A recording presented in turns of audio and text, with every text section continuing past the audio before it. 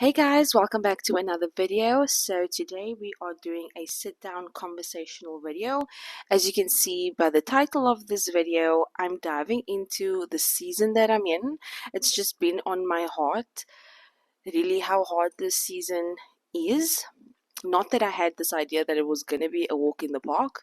I think there's just so much that you cannot plan and prepare for when you become a mom, a parent for the first time.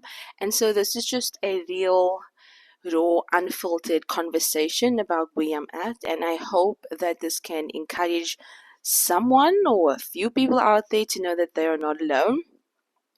And also for me that I am not alone. So we are in this together. Okay, let's dive right in.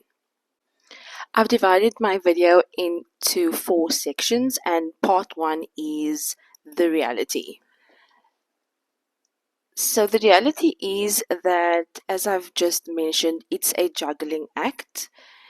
You are constantly bouncing between roles. I am feeling stretched into many directions.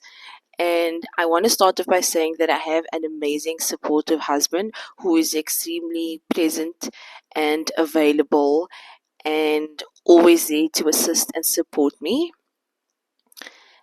But I'm also learning that there are certain things that he's going through as a new dad and certain things that I'm going through as a new mom that we can't necessarily, or that we don't fully understand, but we make the effort to communicate, support, and offer grace and kindness where we can. And then going back to what I have under my part 1, the reality is that I'm constantly bouncing between the roles, and it is extremely exhausting and frustrating, making sure that my daughter is fed, stimulated, and happy. And all of that means that, is she eating nutritional meals? Right now, she's not really in the mood to explore and taste. She has a nibble and then she's like over it. I'm still breastfeeding, so I know that also plays a factor.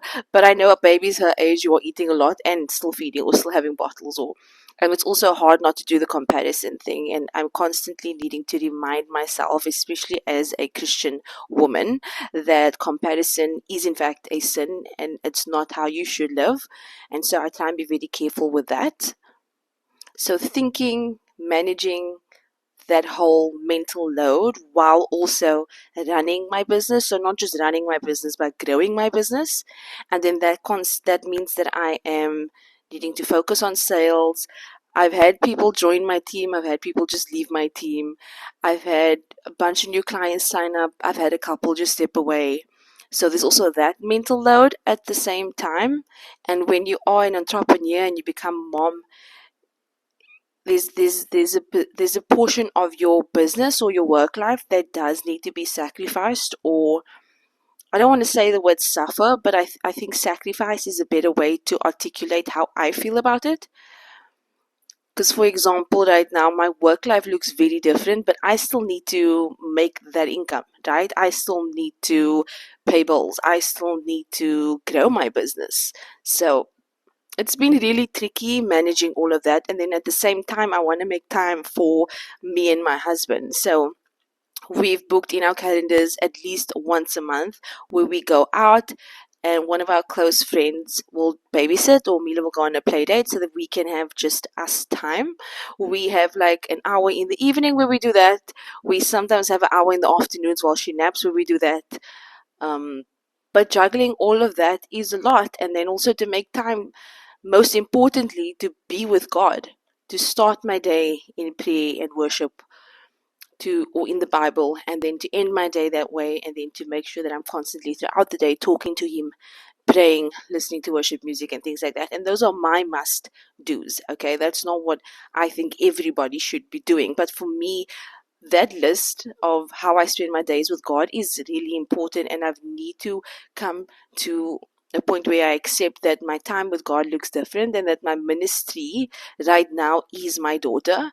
Our ministry right now is learning to be parents, and because she's constantly changing, so you need to constantly change and keep up with how you are parenting. And can you hear that I'm out of breath? Okay, part 2, the challenges. Right now, my challenges are I'm hard on myself because I feel like my business should be in a place where it's not right now. But when I sit with my husband Leroy and we sit and we talk and we reflect over everything that God's done, it's it's been an incredible journey. But if you know me or if you're a woman, you'll understand when I say I'm like I've been running my business for almost 6 years. At the end of June 2025, it'll be 6 years. I'm just like my business should be in a different place right now. And it's not in that place. And sometimes we're disappointed because we have this expectation of where God should have us, and we end up disappointed or feel like we're falling short or that God's not showing up. But we've had this expectation that we've put on Him and not that we've put on us. So I have my days where I am arguing with God, like, why is it like this? Okay, so that's one of the challenges that I'm mentally and emotionally praying about, thinking about, and struggling with. Another um, challenge right now that's really hard is unpredictable sleep patterns at night. Mila's always been a good napper, but since February, March, and now April, we've probably gotten the most sleep we've ever gotten since she's been 6 months old.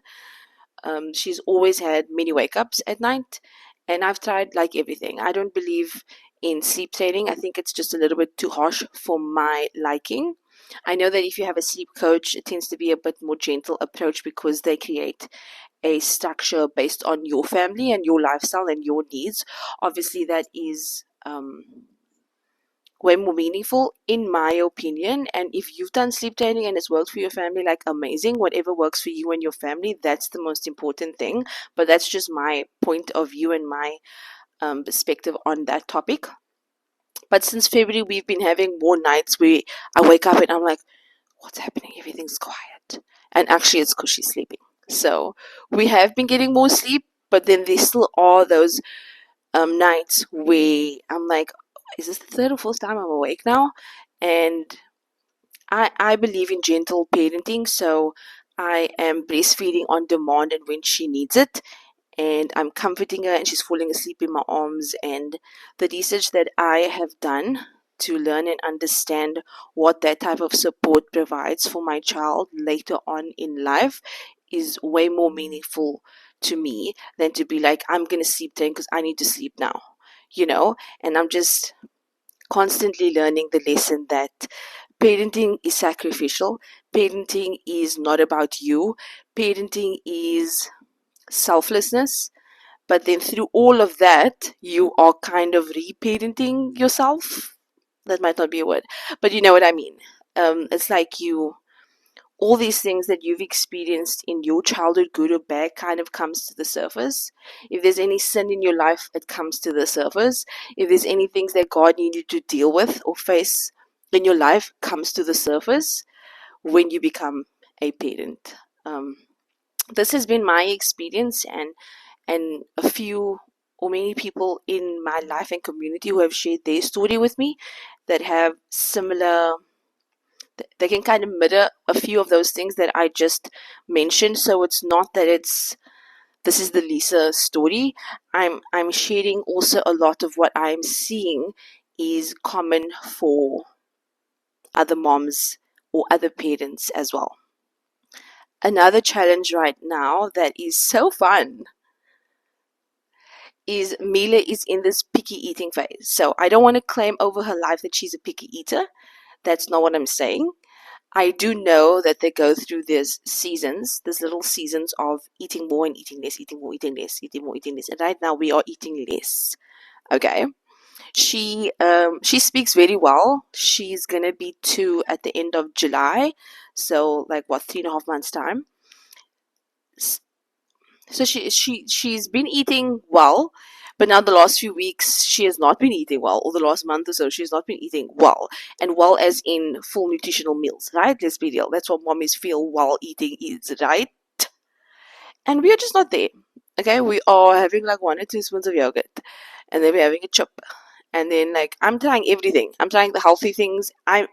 I'm actually starting to switch like, okay, do we need hot chips every night? Is that going to get us something in our tummy so that we can go sleep later? Like, I'm at that frustrated point. So I'm just tired. Honestly, I'm tired of trying to make every meal time work. And what's crazy is that I'm so hopeful for every meal. So every time I put out a meal or we're gonna eat now or whatever, I'm so hopeful that she's gonna eat like enough or just like a decent amount, you know?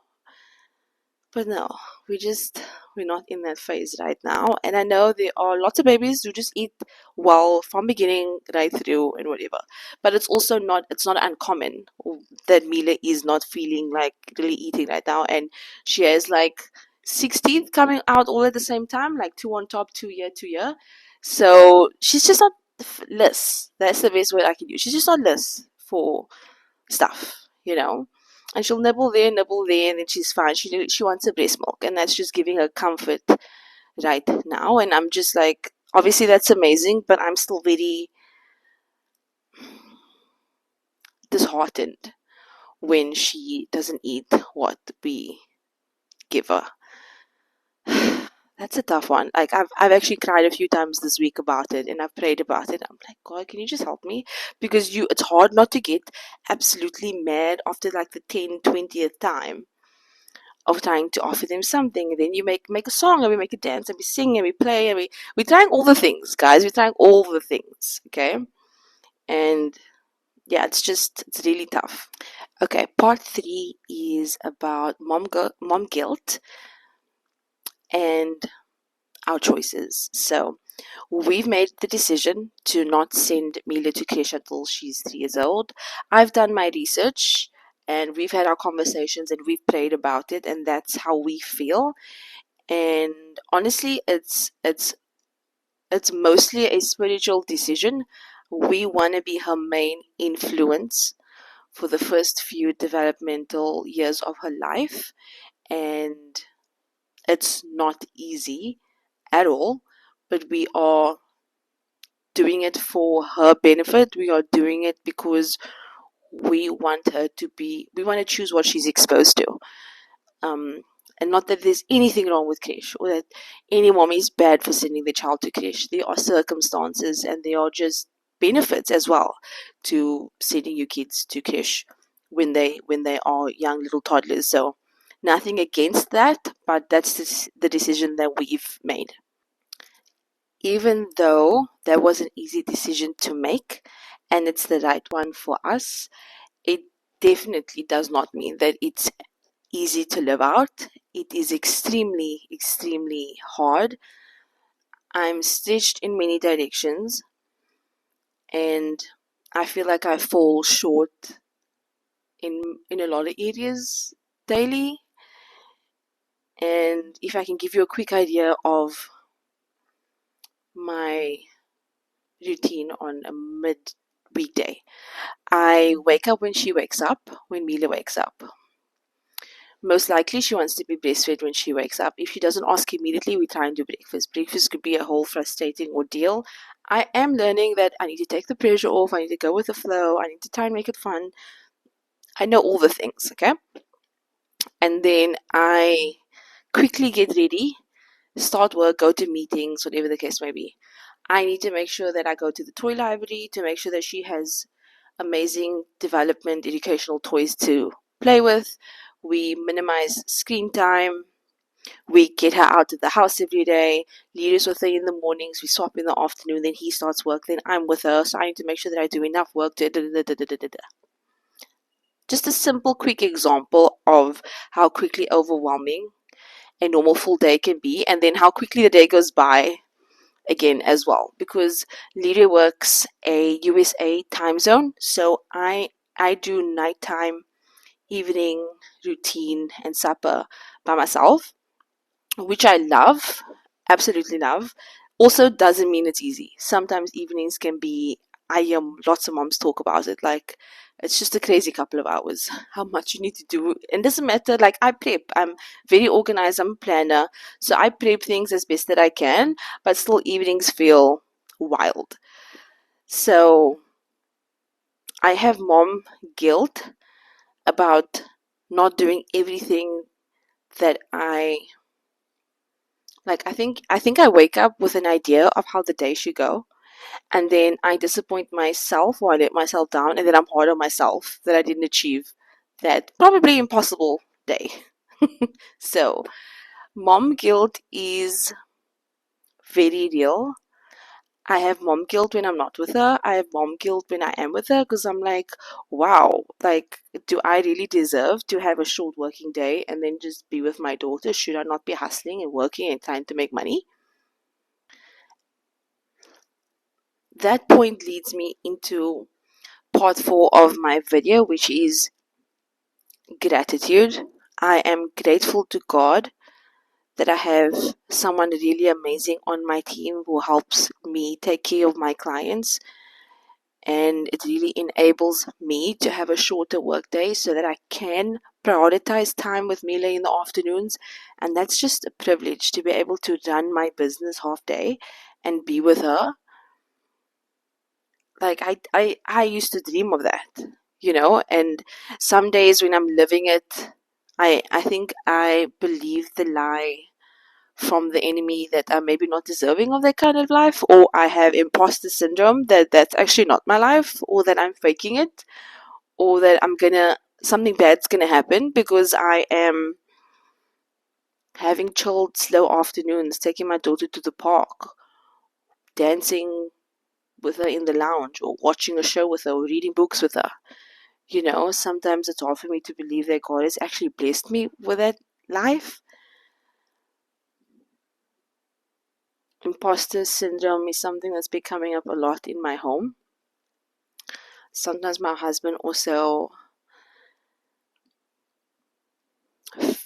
she's his version of that with me, and I've even been talking to my sister Nikki about it lately, and it's just funny. It's just funny that you can sometimes be in denial that you're that blessed. I don't know, it probably sounds silly and that I'm ungrateful, but if you can relate or understand to what I'm saying, please leave a comment below and let me know a part of your story if you are willing to share. But working half days, I truly see God's hand in it, and I know it's very specific, and it's from Him that I get to live the life that I am living. And if you are also in a season where you feel like everything is just too much, I want you to know that you're not alone, and that there are so many moms who feel all of these things and feel alone.